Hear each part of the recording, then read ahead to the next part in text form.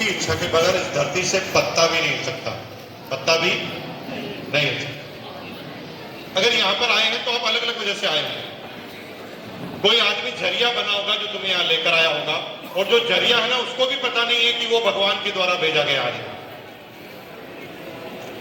कुछ लोग अपने पुराने दोस्तों को पकड़ के लाए होंगे, जीजा अपनी सालियों को लेकर आया होगा, सालियां अपने जीजा को पकड़ कर लाई होगी। कुछ लोग अपने पुराने पड़ोसी को लेकर आए होंगे, कुछ लोगों को झूठ बोलकर लाया गया होगा 10 मिनट में फ्री हो जाए। कुछ लोगों को बोला गया होगा कि शाम को आते वक्त भोजन की व्यवस्था रखी गई है, खाना खिलाएंगे। और कुछ लोगों की शक्ल ही दिख रही है कि इनको किडनैप करके लाया गया, या आना नहीं चाहते थे, इनको चारों तरफ से फंसाया गया और यहां पर लाकर बिठा दिया गया। तो गॉड प्लानिंग, ये भगवान की प्लानिंग। आज आपका भांडा नहीं फूटा तो इसके पीछे एकमात्र कारण है कि भगवान आज आपका साथ देने वाला था। आ रही क्या बात समझ में? आज आपने चोरी की और आपका भांडा नहीं फूटा, that is God planning also. अगर भगवान चाहता था तो तुम्हारा भांडा रास्ते में फोड़ देता। कोई आदमी सत्यानाशी मिल जाता, वो कहता फंस गया, आरसीएम की मीटिंग में ले जा रहा है, तेरे को गुमराह कर रहा है। लेकिन आज नहीं मिला, द गॉड प्लान। अब इस बात को समझिए कि गॉड क्या चाहता हमें पता नहीं, और मेरे साथ ऐसी ही घटना। आप में से कोई भी आदमी मुझे डायरेक्ट सेलिंग के प्लान के बारे में बताता तो मैं जाता ही नहीं, क्योंकि उस समय मुझे 13,000 सैलरी मिलती थी, जो आज के 2.25 लाख रुपए पर मंथ के बराबर। लेकिन भगवान को पता था कि इसे लाना है तो इसको जरिया अलग भेजना पड़ेगा। तो मेरे को लाने के लिए भगवान ने मेरे बॉस को पहले समझाया डायरेक्ट से। मेरा बॉस कई पुराने रिश्तेदारों से डायरेक्ट सेलिंग का प्लान देखकर आया था, और प्लान देखने के बाद मंडे के दिन ऑफिस में घुसा और ट्यूनिंग देखी। मंडे के दिन ऑफिस में पार्किंग के अंदर मैं अपने स्कूटर पर ब्रेक लगाता हूं, उसी समय बॉस की कार आकर मेरे पास में रुकती। कंपनी में 1500 कर्मचारी हैं, लेकिन आज भगवान को क्या पता था मुझे पता नहीं। हमारी दोनों की टाइमिंग ऐसी बैठी कि हम दोनों ने साथ ब्रेक लगाए। बॉस ने शीशा नीचे किया, मेरी तरफ देखकर मुस्कुराया और धीरे से बोला गुड मॉर्निंग। मैंने कहा गुड मॉर्निंग। अरे भाई रुकना, मुझे तेरे से काम है। मैं वहीं पर स्थिर हो गया, खड़ा हो गया। बॉस गाड़ी को पार्क करके मेरे पास आया और उसने मुझे धीरे से कहा तेरी मदद लगेगी। एक आदमी जिसका बॉस खुद कह रहा कि तेरी मदद लगेगी, तो 5 सेंटीमीटर सीना मेरा बाहर निकल गया कि बॉस की मदद करने लायक हो गया। मदद लगेगी? मैंने कहा यस बॉस, बताइए मैं आपकी क्या मदद कर सकता हूं। तो बॉस ने कहा भाई मुझे अपने बेटे को पायलट बनाना। पायलट उस समय पायलट बनाने में 30 लाख रुपए लगते थे, अभी 1 करोड़ रुपए लगते हैं। लेकिन मेरे बॉस ने मुझे कहा मुझे मेरे बेटे को पायलट बनाना है। मैंने कहा सर वेरी गुड डिसीजन। उस समय सबऑर्डिनेट कर्मचारी को क्या करना पड़ता था, बॉस की तारीफ करनी पड़ती थी। तो मैंने कहा बॉस वेरी गुड डिसीजन, 100% आपको पायलट ही बनाना चाहिए। क्या बात करता है, लेकिन बनाएंगे कैसे?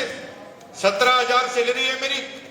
मैंने कैलकुलेटर पर कैलकुलेट किया तो साला इस जन्म में 17 लाख हो ही नहीं रहे, तो कैसे पायलट बनेंगे? मैंने कहा अच्छा नहीं हो रहे सर। नहीं हो रहे। मैंने कहा बॉस फिर भी देखो कोई ना कोई भगवान चाहेगा। ऐसे मैं बातें कर रहा। तो बॉस ने कहा कोई कुछ नहीं चाहेगा भैया, अब मुझे पता चल गया है कि नौकरी वाले जीवन को जीते हैं, मर नहीं सकते, लेकिन जीवन के सपने कभी नौकरी वाले पूरे नहीं कर सकते। मैंने हाँ कहा। तभी बॉस ने मुझे धीरे से कहा कि अब मुझे ज्ञान प्राप्त हो गया है कि अगर जीवन के सपने करने हैं पूरे, तो नौकरी के साथ हमें पार्ट टाइम बिजनेस करना पड़ेगा। मैंने कहा वेरी गुड डिसीजन। मैंने वेरी गुड इसलिए बोला क्योंकि बॉस अगर बिजनेस करेगा तो मुझे करने से कौन रोकेगा। मैं अपने काम की बात कर रहा था, बॉस के काम की बात कर रहा था, लेकिन सीक्वेंस क्या बैठती देखिए, गॉड प्लानिंग। मैंने कहा सर बिल्कुल सही कह रहे हैं, बिल्कुल आपको बिजनेस करना चाहिए। तो बॉस ने धीरे से मुझे कहा अभी संडे को मेरे पुराने दोस्त आए थे घर पर, उन्होंने मुझे गोले बना कर बिजनेस बताया। और मुकेश बिजनेस अच्छा था। मैंने कहा कैसे अच्छा था सर? अरे भाई उसमें पैसा नहीं लगाना पड़ता। मुझे हंसी आने लगी। क्योंकि मैं तो बचपन से बिजनेस करता था, दुनिया में ऐसा कोई बिजनेस ही नहीं बना जिसमें पैसा नहीं लगाना पड़े। लेकिन इसने पहली बात क्या बोली, पैसा नहीं लगाना पड़ता। लेकिन उससे भी हद तब हो गई जब उसने कहा दुकान भी नहीं लगानी पड़ती। मुझे हंसी आने लगी, तभी उसने धीरे से बोल दिया हिसाब किताब भी नहीं रखना पड़ता। मैं तेज हंसी में रोक रहा था हंसी को, तभी उसने चौथी बात बोल दी कोई टेंशन भी नहीं लेनी पड़ती। अब मुझे लगा कि बॉस पागल हो गया है, किसी आदमी ने इसको मंत्र दिया है, जो जो भी बिजनेस में होता है ये कह रहा है इसमें ये नहीं करना पड़ता। फिर भी मैंने कहा बाढ़ में जाए, हमें क्या लेना देना। तभी उसने कहा कि भाई बिजनेस अच्छा लगा, कोई चैलेंज नहीं लगा, फिर भी मैंने हाँ नहीं की। तो मैंने आश्चर्य से पूछा, मैंने सर सब कुछ ठीक है तो हाँ क्यों नहीं की। उसने कहा अनुभव नहीं है ना, अनुभव। मुझे तभी तेरी याद आ गई, तू बचपन से करता है बिजनेस।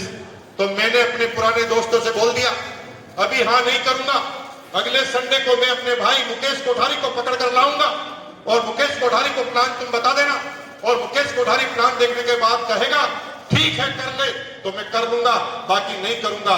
इसलिए तुझे 10 बजे मेरे घर पर आना है। आएगा ना?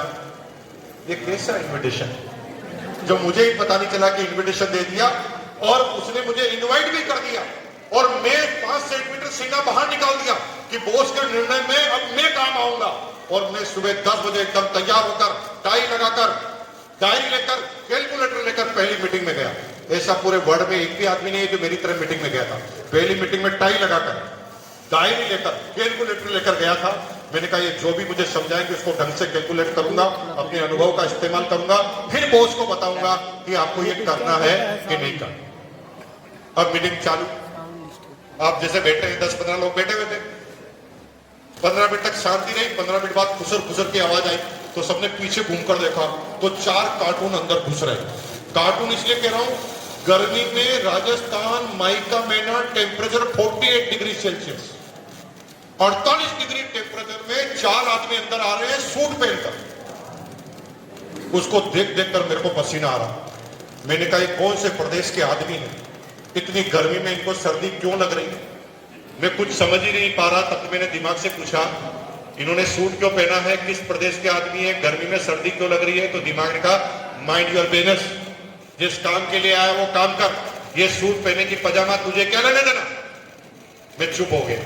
हमारा दिमाग भी कई बार बीच में घुसने की कोशिश करता है तो ये शांत करा देता है। क्या कहता, ये दोनों लड़ रहे हैं, तेरा क्या मतलब, चल चुप चुप हो जा, तू के बीच में कूद रहा। तो दिमाग ने मुझे शांत करा दिया और मैं शांत हो गया।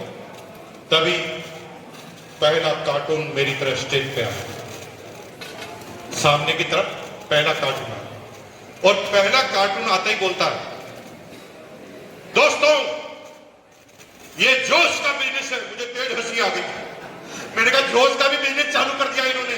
जोश को तोलेंगे कैसे, नापेंगे कैसे, पैकिंग कैसे करेंगे, कैसे देंगे, डिलीवरी कैसे निर्धारित होगी, रेट कैसे निर्धारित होगी, किसको कितना ग्राम जोश दिया, कैसे हिसाब किताब होगा, कुछ समझ में नहीं आ रहा। पागल आदमी, जोश का भी कोई बिजनेस होता है। मैं हंसी रहा था, तभी दूसरा कार्टून आया। दूसरे कार्टून आके बोला दोस्तों ये जोश का बिजनेस है इसलिए बजाओ ताली। अरे मैंने कहा भाई प्रभु बता तो सही कि करना क्या है, ताली बजा दो। मैं क्या तुझे ताली बजाने वाला नजर आ रहा हूं? मैंने एक ताली नहीं बजाई। यहां पर भी जो ताली नहीं बजा रहे हैं मुझे मेरे भाई नजर आ रहे हैं, सगे भाई। तुम भी ताली नहीं, हम भी ताली नहीं, ताली नहीं वाले भाई भाई। मैंने एक भी ताली नहीं बजाई। फिर तीसरा कार्टून आया। तीसरा कार्टून क्या कहता, दोस्तों इस गांव की सबसे बड़ी गाड़ी तुम्हारी होगी, इस गांव का सबसे बड़ा बंगला तुम्हारा होगा। अरे करना क्या है बताना मेरे भाई। मैं भी अभी तक आपको नहीं बता रहा हूं करना क्या है, सब कुछ सेम टू सेम। फिर चौथा कार्टून आया, बक बक बक बक बक बक बक बक बक। 1 घंटा तक सिर्फ ने सिखाया, एक लाइन भी समझ में नहीं आई कि करना क्या है। ऐसा ही नहीं, पूरा विश्वास है आपको भी कुछ समझ में नहीं आ रहा होगा कि करना है। कुछ समझ में नहीं आ रहा, पूरा अंधेरा छाया हुआ बिजनेस का, कुछ समझ में नहीं आ रहा। तभी किसी ने कहा कि मीटिंग समाप्त हो गई, दिमाग खराब हो गया। मैंने कहा बॉस मेरे पास आएगा और पूछेगा करूं या नहीं। साला मुझे ही समझ में नहीं आया कि बॉस को क्या समझाए। मैंने कहा चुपचाप खिसक जाओ, क्योंकि बॉस सबके सामने आके पूछेगा तो सबके सामने इंसल्ट हो जाएगी। तो अपन क्या करते हैं, अकेले में मिलेंगे बॉस से, कल गाली भी बक देगा तो क्या पता चलेगा केबिन में। तो मैंने अपनी डायरी को लगाया चेहरे के आगे और पतली गली से गाया। सेमिनार समाप्त। मेरी पहली सेमिनार समाप्त हो। अगले दिन बॉस ऑफिस में, बॉस आया मेरे पास और मुझे कहा, मुकेश कल मीटिंग में आया था, कैसा लगा? मुझे इतनी प्रसन्नता हुई क्योंकि बॉस ओरिजिनल प्रश्न ही भूल गया। उसे पूछना चाहिए करूं कि नहीं करूं, और पूछ के लिया। कैसा लगा? इसमें तो हम पहले होशियार। कोई पूछे कैसा लगा? एक नंबर। हम तो इसके अंदर कितने होशियार हैं, और हमारी बहनें तो इतनी होशियार है आप सोच भी नहीं सकते। ये झूठ बोलने की माहिर खिलाड़ी, इतना जितना ये झूठ बोल सकते उतना पृथ्वी पर कोई बोल नहीं सकता। जैसे आपकी सहेली है जो नई साड़ी लेकर आई, आपकी सहेली नई साड़ी लेकर आई है और इसे पहनकर आई है और आपको कहती है कैसे लग रहे हूं, सच बताना। अगर वो डाइन भी लग रही है तो आप बोलते हैं उसे? क्या बोलते हो आप? सच बताओ क्या बोलते हो? अगर कैसे लग रही हो आप एनालिसिस करते हैं। साड़ी इसकी पहन नहीं है, रखी है, लगी है, नहीं है, अपने पिताजी का कुछ जा ही नहीं रहा। तो मेरे बॉस ने कहा कल कैसा लगा? बॉस वेरी गुड, खूब सीखने का मौका मिला, अगली बार जब भी ऐसे कोई कार्टून आए तो मुझे बुलाया जाए। बोल दिया। अब बातें चल रही, कुछ हो नहीं रहा, लेकिन बॉस ने रिकन्फर्म किया, फालतू की बातें मत कर, मुझे खुश करने वाली बात मत कर, वास्तव में बता कि अच्छा लगा कि नहीं लगा। मैंने कहा बॉस क्या बात कर रहे हो, 8 साल से मैं आपके नीचे काम करता हूं, आपको पता होना चाहिए कि मुझे झूठ से कितनी नफरत है। तो बॉस ने कहा फाइनल अच्छा लगा? मैंने कहा यस, ओके। किसी तरह की कोई रिस्क? मैंने कहा नो सर। किसी तरह की कोई प्रॉब्लम? मैंने कहा नो प्रॉब्लम सर। किसी तरह की कोई टेंशन? मैंने कहा नो टेंशन सर। ठीक है फिर 1500 रुपए दे। 1500 रुपए दे? मैंने कहा ये क्यों सर? कल मजा आया ना, जिसको भी मजा आया उसको 1500 रुपए देने पड़ते। उस समय इस सिस्टम में आने के लिए 3 जोड़ी काले कलर का एक बैग, 3 जोड़ी कपड़े वाली किट परचेज करनी पड़ती थी। डायरेक्ट सेलिंग की गाइडलाइन नहीं बनी हुई थी उस समय। 3 कपड़े की जोड़ी सबको लेनी ही पड़ती थी। अभी डायरेक्ट सेलिंग के कानून आ गए, भारत सरकार के द्वारा कानून पारित हो गए। अब तो कोई जज भी बनेगा तो बिना डायरेक्ट सेलिंग के कानून को पढ़े बगैर पास नहीं हो सकता। लेकिन उस समय जब मैंने चालू किया था केवल 3 जोड़ी कपड़े की किट आती थी। अब मेरी कपड़े की किट बॉस ने मुझे दे दी। मैं ये भी बहाना नहीं बना सकता था कि पैसे नहीं है।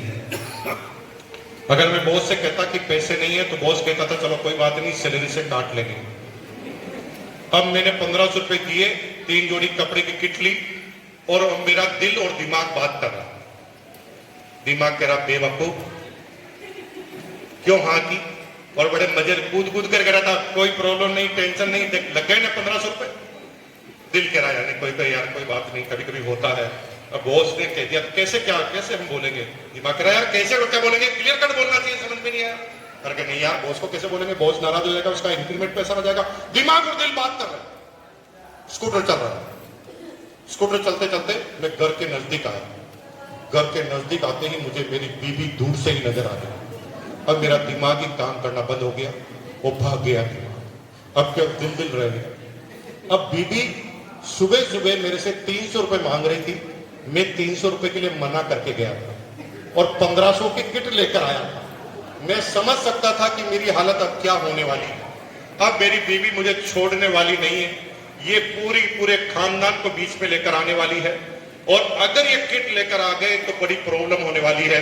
तो दिमाग ने कहा साला किट सारे फसाद की जड़ है, किट को ले जा ही मत। मैंने किट को, ऐसे एक वेंटिलेटर था उस पर फेंक दिया।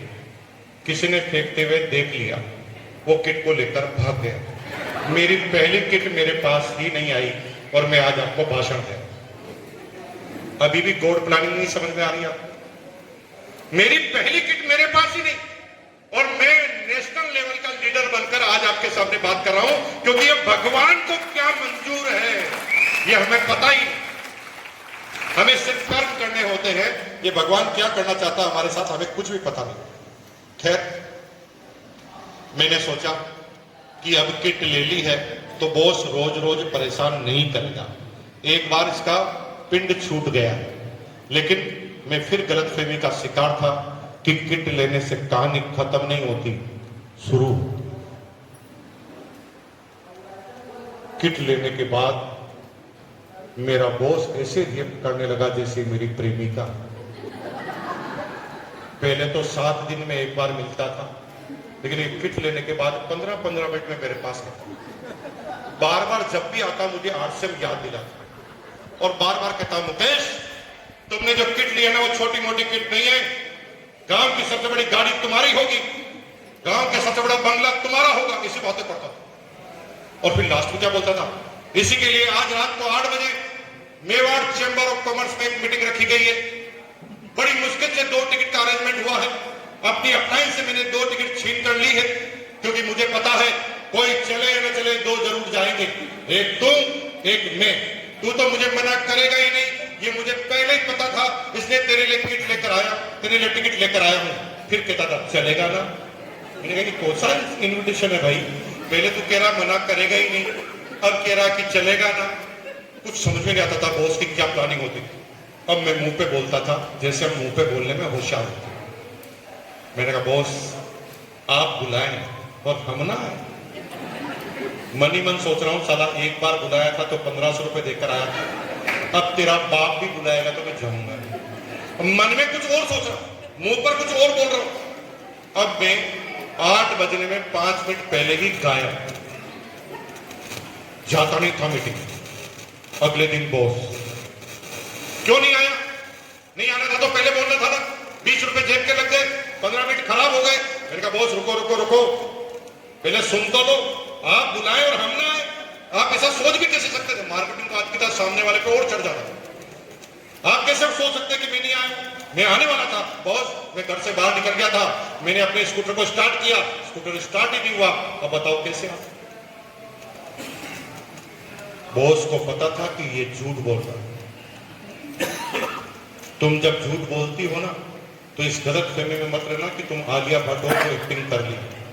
तुम्हारा थोबड़ा सामने वाले को साफ साफ पता चल जाता है कि ये झूठ ही बोल रही है, ये झूठ ही बोल रहा है। हीरो हीरोइन बनने की कोशिश मत करना। जब आप किसी की शादी में आप इंटेंशनली नहीं जाते, फिर वो थोड़े दिन बाद मिलता, आप क्यों नहीं आए, तो आप ऐसे फालतू के बारे बनाते थे, वो हो गया था, तबियत खराब हो गई थी, मैं वहां चला गया था। तुम ये गलत फहमी मत रहना कि उसको पता नहीं है। तुम्हारे से 15 गुना ज्यादा बहाने वो बना चुका है तुम्हारे से, उसे सब पता है, लेकिन वो सोचता है रिलेशनशिप को कैरी ऑन करें, आगे ले जाए, पुरानी चीजों पर अटके ना रहे। चलो जो हो गया आगे ठीक करते हैं। तो मेरे बॉस ने मेरे से कहा स्कूटर खराब हो गया था। मैंने कहा यस बॉस। अरे यार तू स्कूटर का बोझ मत, ये मशीन थी, कभी इसकी खराब, कभी तेरी खराब, कभी मेरी खराब। अब बातें कर रहा, देखिए अब बातें करने में देखिए कितना वजन है उसके। तू बड़ा खुश नसीब है। मैंने कहा कैसे खुश नसीब था? अरे पिछले महीने मेरा भी स्कूटर खराब हो गया। स्कूटर खराब हो गया तो मैंने मैकेनिक को बताया, तो मैकेनिक ने कहा इंजन सीज, 1500 रुपए लगे। तू बड़ा खुश नसीब है कि तेरा केवल खराब ही हुआ। चल ठीक है, अब इसमें तो तेरी गलती ही क्या, तू तो आना ही चाहता था ना। चल कोई बात नहीं, नहीं आया, मीटिंग तो आज भी है। अगर मैं पहले पर लड़ लेता तो आज कैसे इन्वाइट करता? वो लड़ाई की नहीं उसने कहा जो तुमने कहा वो सब सही, मीटिंग आज भी, आज आएगा सर, आप बुलाएं और हमारा ऐसा कैसे सब। अगले दिन क्यों नहीं आया? सर आना चाहता था, तो लास्ट मोमेंट में ना बीबी की तबीयत खराब हो गई। अब उसे पता मैं झूठ बोल रहा हूँ, फिर वो क्या बोल रहा है, भाभी जी की क्या हुआ, भाभी जी कोई ज्यादा प्रॉब्लम तो नहीं?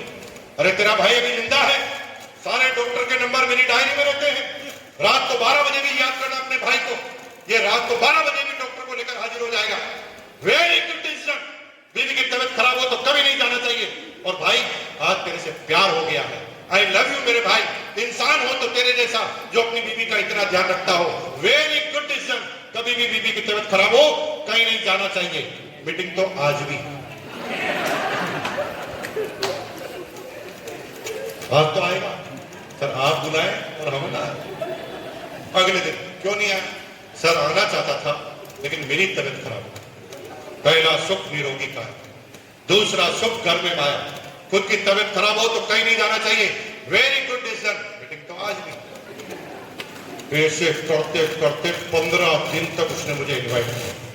15 दिन में इतना खतरनाक माहौल तैयार हो गया था कि अगर आसपास से कोई परछाई भी आती थी तो मुझे लगता था बॉस आ गया। मेरे सपने में सोते ही बॉस आता था। जो ही मुझे नींद आती थी, बॉस कहता था चल मीटिंग है, तो मैं नींद में कहता था मैं आज बिजी हूं, तो बीबी कहती थी क्या बिजी हो, तुम तो सो रहे हो। 15 दिन में इतनी ज्यादा मेरी हालत खराब कर दी कि भाई साहब कुछ समझ ही नहीं रहा, कुछ पता नहीं चलता था मुझे। बॉस को भी पता था कि अब ये थक चुका है, अब ये आएगा शर्म से ही आएगा। आज लोग भी कुछ लोग शर्म से आए होंगे, संडे है कैसे मना करेंगे, जबरदस्ती आप आ गए यहाँ पर। The God plan. मेरी गॉड की क्या प्लानिंग थी? संडे का दिन सुबह बॉस फोन करता, गुड मॉर्निंग बोलता और मुझे कहता मुकेश तेरे घर के बाहर से निकल रहा था, कोई गाड़ी भी नहीं पड़ी थी और ड्राइंग के रूम की लाइट भी बंद थी, आवाज भी नहीं आ रही थी, आज कोई घर पे तेरे मेहमान तो नहीं आया? मैंने कहा सर बॉस आज तो कोई मेहमान नहीं आया। ओके ओके, तू स्कूटर पे सुबह सुबह दूध लेने जा रहा था, तेरा स्कूटर ठीक है? मैंने कहा सर बॉस स्कूटर तो ठीक है। ओके ओके, तू और तेरी बीबी दोनों गार्डन में दौड़ रहे थे, मतलब दोनों की तबीयत ठीक है ना? मैंने कहा हाँ दोनों की तबीयत ठीक है, आ जा। अब मैं 15 दिन के बाद सिर्फ इसलिए गया कि भांडा ना फूट जाए। मैंने कहा आज नहीं गए तो क्लियर कट पता चल जाएगा कि मैं झूठ बोल रहा हूं। तो मैं अपनी बात को 15 दिन की बात को साबित करने के लिए आज मैं मीटिंग में था। That is counselling meeting, seminar नहीं, काउंसलिंग। मेरे बॉस ने 15 दिन में जो 9 आदमी ज्वाइन कराए थे और 9 लोग बैठे थे, 90 नंबर पे मैं बैठा था। मेरा बॉस सबसे पूछता आया और मेरे पास आया और पूछा मुकेश तुम्हें 15 दिन हो गए, तुम कुछ करते क्यों नहीं? तो मैंने बॉस को कहा बॉस आज एक बात करना चाहता हूं। बॉस कसम खाओ कि बुरा नहीं मानोगे, हमारे संबंधों पे इसका प्रभाव नहीं पड़ेगा और इंक्रीमेंट पे तो बिल्कुल भी नहीं। तो बॉस ने कहा कोई प्रभाव नहीं पड़ेगा, बोल। मैंने कहा बॉस मैं इस काम को नहीं करूंगा। बॉस मुस्कुराया और धीरे से कहा क्यों? मैंने कहा बॉस जब से ये काम आपने किया है मेरे सपने में आप ही आते हो। बॉस ने कहा क्या आता सपने? मैंने कहा बॉस सपने में ये आता है कि आपने जब से ये आरसीएम में काम चालू किया है तब से आप पागल हो गए सपने सपने। मैंने कहा और? बॉस ने कहा और? मैंने कहा बॉस आप पागल हो गए हो और नौकरी से निकाल दिए गए हो कंपनी से, सपने। मैंने कहा और ये बॉस कि अब आपकी नौकरी भी छूट गई, कार भी बिक गई, आपका बंगला भी बिक गया है, अब आपके पास एक सेकेंड हैंड साइकिल बची है, बच्चे सरकारी स्कूल में पढ़ रहे हैं, बीबी ने फटी हुई कॉटन की साड़ी पहन रखी है। मेरा बॉस मुझे देख देख के मुस्कुरा, मैं उसे सपना बता रहा हूँ। बॉस ने कहा इतना भयानक? मैंने कहा बॉस बिल्कुल ये सब सपने में, आप बुरा नहीं मानोगे, आपने मुझे वादा। इसलिए बॉस इस काम को मैं